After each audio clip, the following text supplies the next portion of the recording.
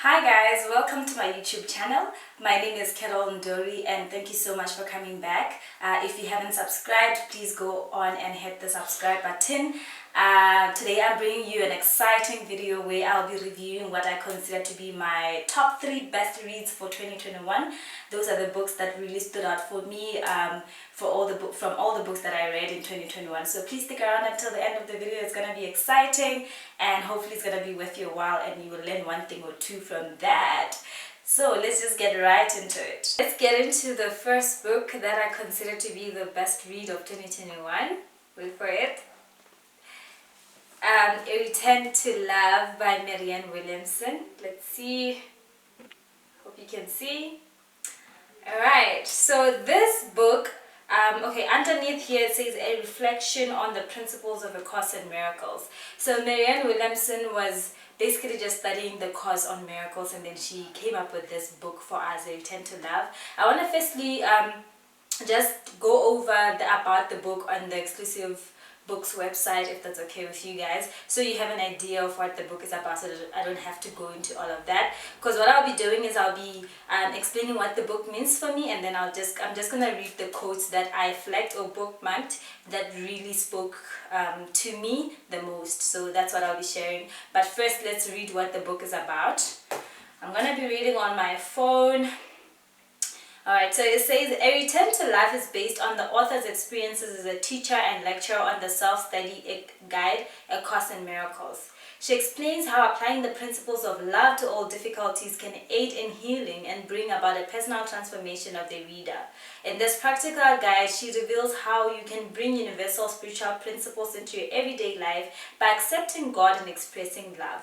Whether your pain is in the area of relationships, career, health, or emotions, this book shows you how love is the key to inner peace and how by practicing love we can make our own lives more fulfilling while creating a more peaceful and loving world for our children.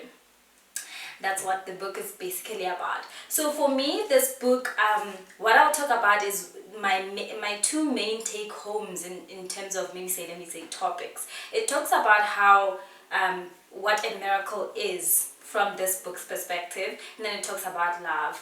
That's the A Return to Love. For those that don't know, this book is based on spirituality, Christianity, let me say that. So it's really about God. When it says A Return to Love, it's basically talking about a return to God, because we believe that God is love and love is God. You cannot have either of them without the other. So this book, for me, the two take homes is number one, the miracle. Here, the miracle that they're talking about, interestingly, is a shift in perception. They are talking about how we expect miracles to be the dead rising from the dead, or the ones that are sick, rising from the sick bed. But here they talk about a shift in perception being the miracle. How we have the liberty to choose to see things differently. Like we are in the middle of a pandemic right now. Instead of focusing on how everything went out so badly, we can shift perception and decide to choose, and decide to see it differently and say, the fact that I'm still alive is a blessing. The fact that I beat COVID is a blessing that I'm grateful for. Not to say we turn a blind eye on the negativity, but we choose to perceive things differently. That is the miracle. Anyways, the second one, it talks about love. How your approach of life and of people should be fueled by love and compassion. If we have love embedded in our hearts and in our lives, there is no how things can go wrong, because you love your neighbor, you love yourself. That is why God's greatest commandment in the Bible is love your neighbor as you love yourself. So if we have love in our lives, in our hearts, there's just no how we can hate on each other, we can be violent against each other, all of the social ills that we're seeing today. If we had more love, if we could return to God, ultimately we're returning to ourselves and loving ourselves, then we would be better people in general. Anyways, let's now get into the quotes that I've bookmarked that I feel like it's important for you guys to hear. Maybe it will make more sense. Let's start on the first one. Okay, so the first one, firstly, I'll just separate them like that, the miracle part and the love part. So we'll start on the miracle part. The first one, it says, A miracle is just a shift in perception. It will make more sense after the second one, so let me read the second one. It says, what I learned from A Course in Miracles is that the change we're really looking for is inside our heads.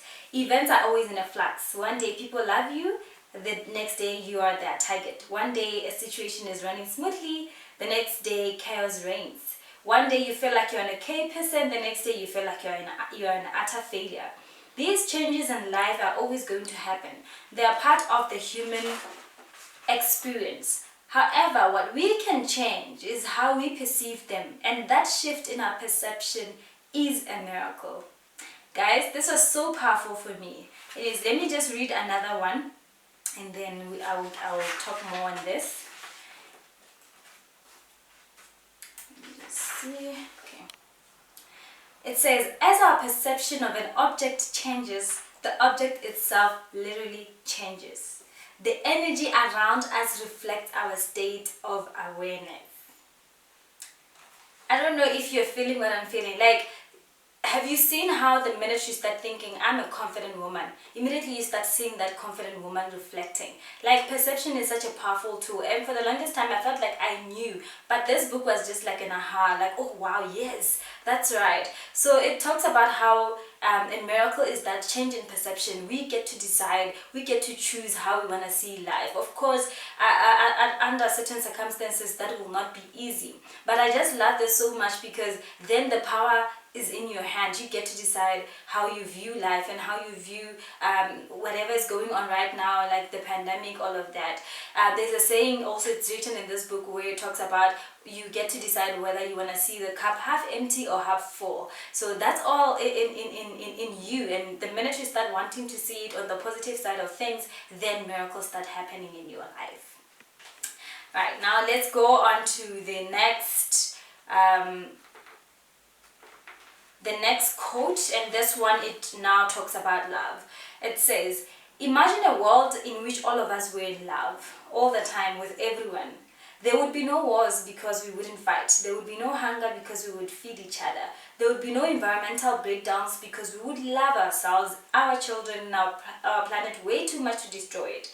There would be no prejudice, no oppression or violence of any kind. There would be no sorrow. There would only be peace. Like, don't we all want a world like that? And we could only get to that point where we express and we are fully, we literally fully appreciate how powerful love is and why it is the greatest commandment.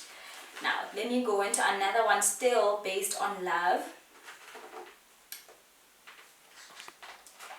Right, it says, when we stop trying to control events, they fall into a natural order, an order that works. We learn to trust that the power that holds galaxies together can handle the circumstances of our relatively little lives. Okay, so this one is so powerful for me because it was such a reminder that, you know, sometimes the reason why we're anxious and we can't let go and let love or let God is because we have a plan in our heads how it's supposed to go like, or what I'm supposed to be or achieve. Of course, you might have an idea of that, but we need to come to a point where we realize that this, this God, the way He's so powerful, there is just no way He can say, let there be light, and then He fails at this relatively little life of mine. Anyways, we're moving on to the next quote. I'm almost done, so please stick with me. For this book. So the next one is the famous poem by the author of this book, Marianne Williamson. I'm sure you've heard it. I just wanted to recite it again to remind you, okay? So here we go. Our deepest fear is not that we are inadequate. Our deepest fear is that we are powerful beyond measure. It is our light, not our darkness, that most frightens us. We ask ourselves, who am I to be brilliant, gorgeous, talented, fabulous? Actually, who are you not to be? You are a child of God. Your playing small doesn't serve this world. There is nothing enlightened about shrinking so that people won't feel insecure around you. We are all meant to shine as children do. So for me, this was so liberating because I felt like, okay, no, this book is telling me that, you know, miracles do exist. At the same time, I get to decide how I want to see the world. Obviously, that will be influenced by the God that I'm living and serving. But also at the same time, It's a reminder that we are so powerful beyond measure. We were meant to shine. We were meant to be the best versions of ourselves. So this book was just a reminder of that. Anyways, moving on to our last quote, which is now like a summary of what this book entails. It says, God is merely the love within us. So returning to Him is a return to ourselves. I feel like it closes the entire book. That's what the book is about. If you know God, there's no how you cannot know love. So for me, this book was just a reminder to return to myself. And returning to myself is returning back to God and ultimately back to love. Moving on to our second book. So on number 2, we have Atomic Habits. Let me bring it closer so you see. I hope it's focusing. Good. Okay. So Atomic Habits by James Clear. The top part here says tiny changes, remarkable results. Let's go on and read what about the book says on the exclusive books website. So here it says, let's see. People think that when you want to change your life, you need to think big. But world-renowned habits expert James Clear has discovered another way. He knows that real change comes from the compound effect of hundreds of small decisions, like doing 2 push-ups a day, waking up 5 minutes earlier, or holding a single short phone call. He calls them atomic habits. Okay, let's stop there for now.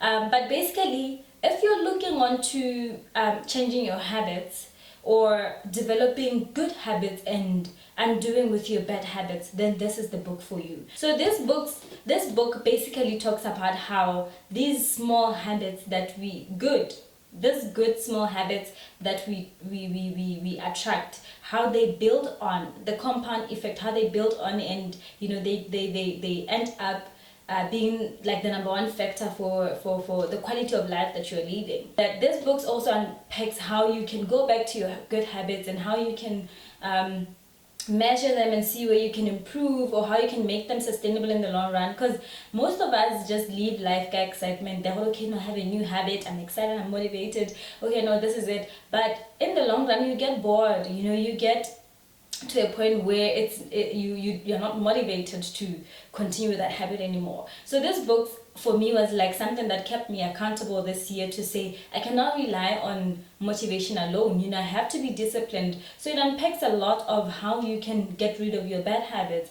how you can develop your good habits, and how you can maintain them going forward, because that is also very important. Like, you can start that habit now and then 2 weeks down the line you've fallen back. So this is the book for you if you really want to improve in your habits, because like I said, we are our habits. Our future is our habits right now. Anyways, let's get into the quotes, shall we? Right. Like I said, it's not gonna be much on this book.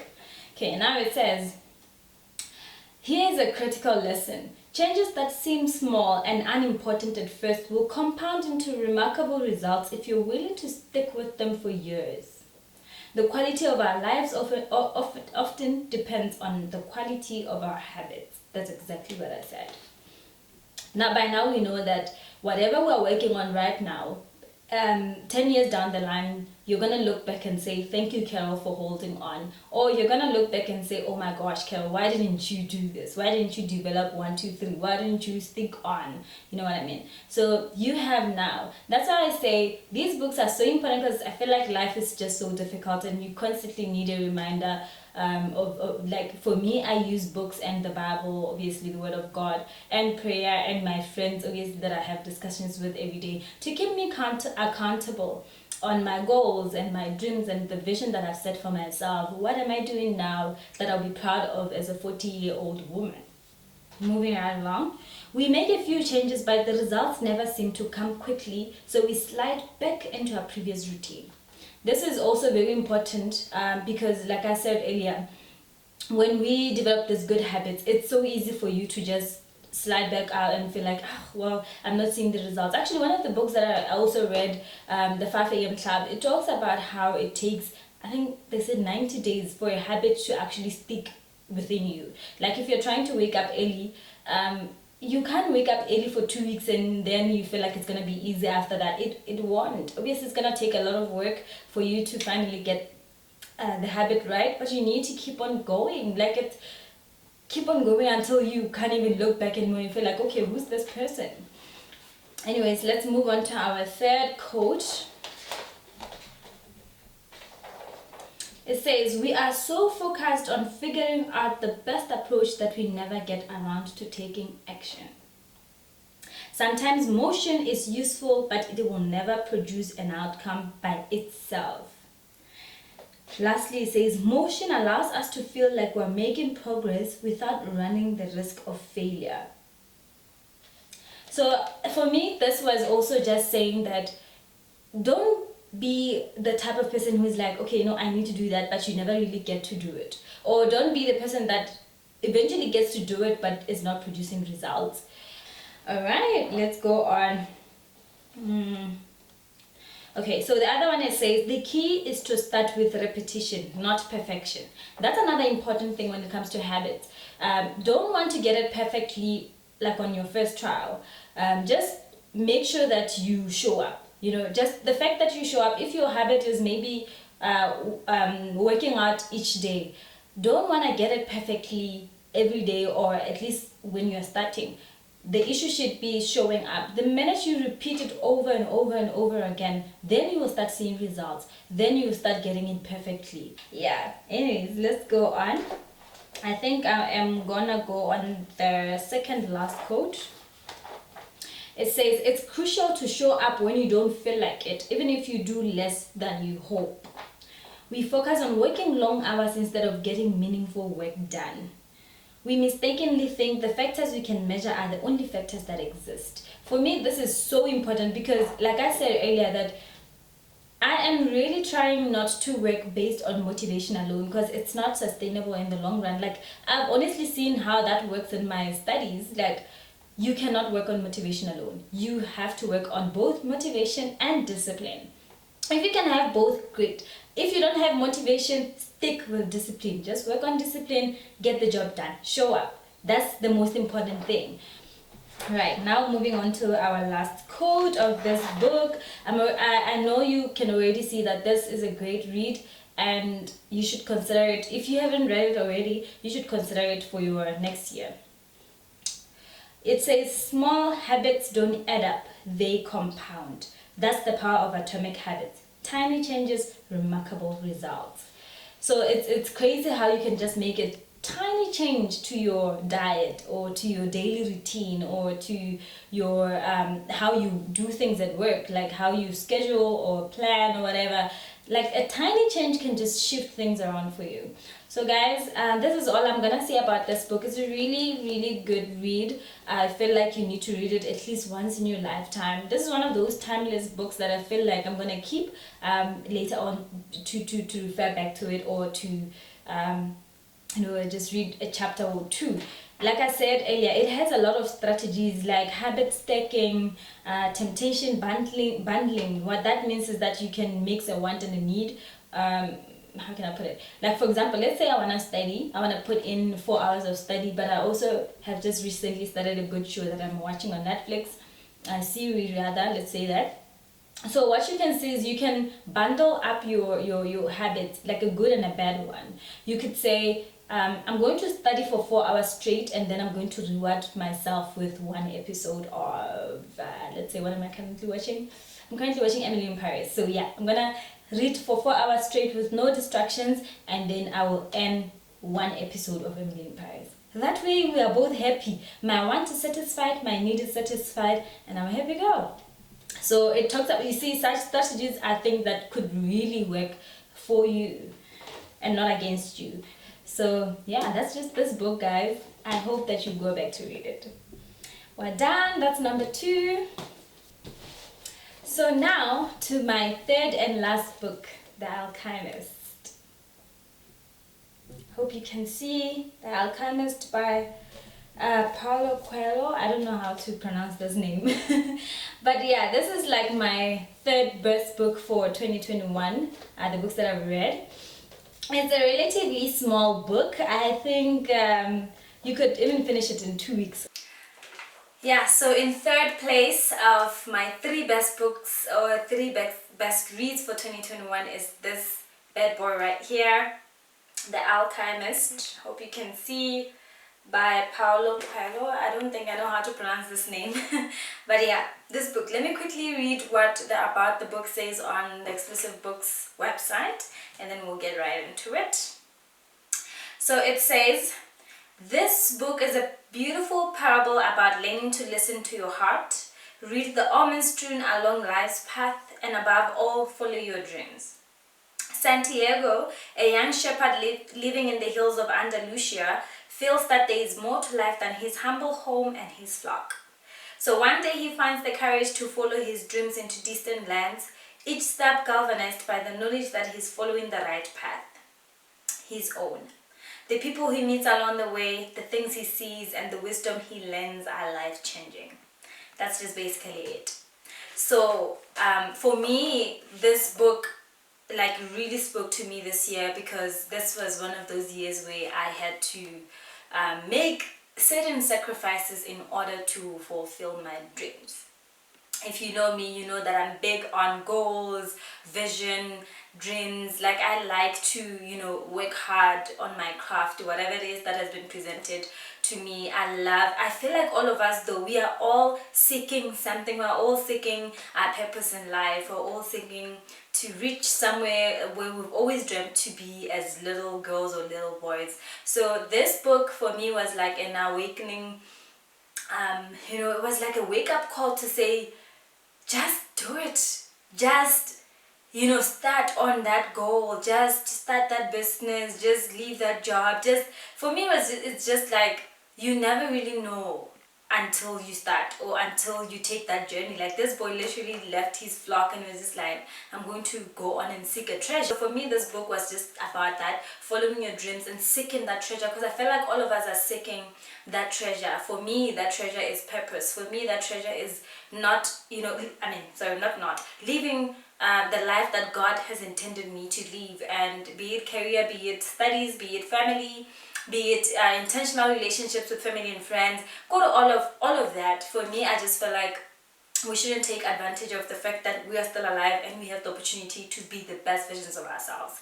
So that is what this book was unpacking, this little book that I read. So let me just go on the quotes. Like Atomic Habits also doesn't have a lot of quotes that I want to talk about, because I feel like it's a story. So I don't want to narrate a story. So I'm just gonna pick the quotes that maybe spoke to me. But again, I advise, if you have not read it, it's literally so short. Like, you can finish it in less than a month. So if you have not read it, I highly recommend. It's such a beautiful read. So yeah, let's go on to our quote.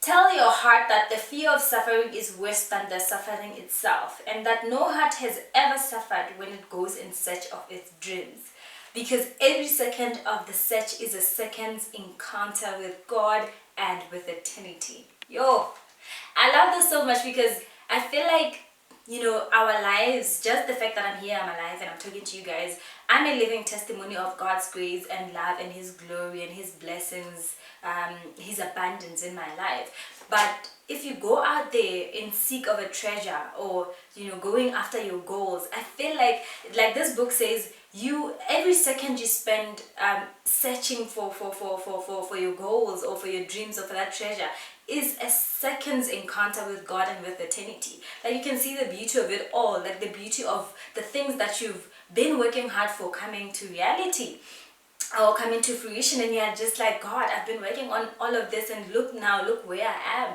I think that's just the beauty of life, like just seeing your hard work plus God's blessings all come together and creating magic. So yeah, I really love this quote. Okay, let's go to our second quote. Our second quote says, the soul of the world is nourished by people's happiness. And when you want something, all the universe conspires in helping you to achieve it. People are capable at any time in their lives of doing what they dream of.